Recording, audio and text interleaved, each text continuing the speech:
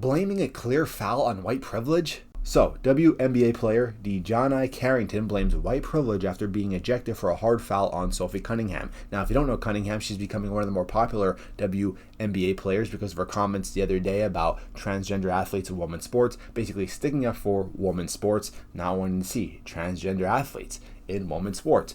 A statement that probably 80 to 85% of the country agrees with, yet a small minority is still trying to make this bigger than it needs to be, bullying Cunningham and just making a big mess out of it. But this is kind of a whole separate issue now.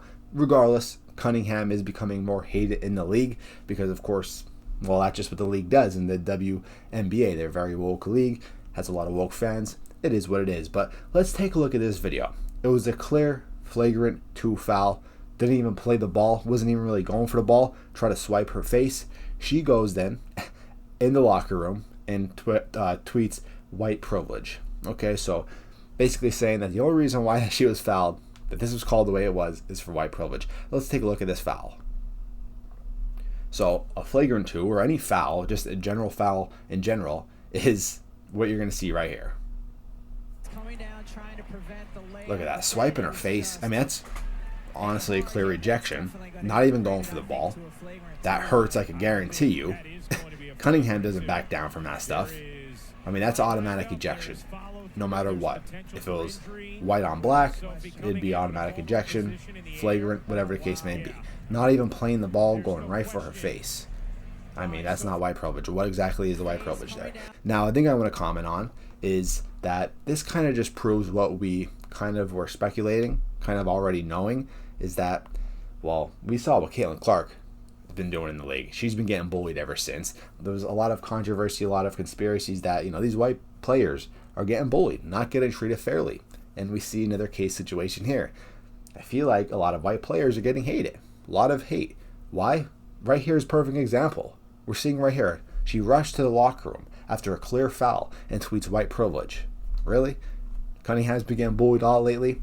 Caitlin Clark, one of the biggest, probably the most popular women's basketball player in the world right now, been getting bullied ever since she came into the league.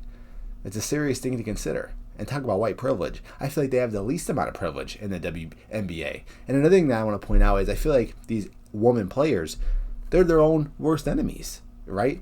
Getting mad at Cunningham for sticking up for women's sports, saying that they don't want to see transgender athletes in there.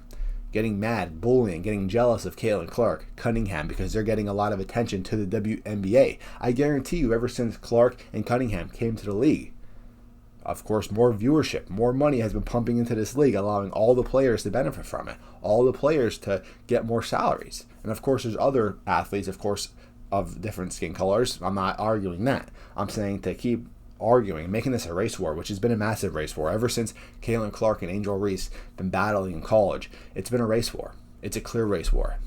Watch the comments, watch the attitude around certain communities and races. It is a clear race war. It's embarrassing. It's sad. I just don't know why we can't appreciate these good women basketball players for who they are. But of course, people have to get divided up now. They have to look at it as a white versus black thing, not just a good woman basketball player versus a good woman basketball player. It's how it always is. The WNBA, they've been struggling for a while, trying to get picked up by the NBA. They've been getting a lot of their funds from the NBA. They have a chance to break free, become more independent, make a lot more money. Utilizing these star players who get a lot of attention, good or bad, they're getting this attention towards, viewership, ticket sales, money. I appreciate that. The way that Caitlin Clark's were getting bullied, getting treated in the NBA, or I keep mixing them up. The women's basketball league since she came into the league has been atrocious, and it's kind of embarrassing on the league in general. The way that these women treat her, are jealous of her, and you don't really see too much of teammates sticking up for it. It's pretty embarrassing. Right here is just a perfect example. The first thing you think of is tweeting, rushing to the locker room to tweet that? White privilege? Get out of here. Just basically confirming what we already know.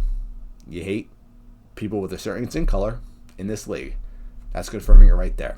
Let me know your thoughts down below in the comments. I'd love to hear them. Make sure to like and subscribe. Help me get to 5,000 subscribers. I'm out, guys. Peace.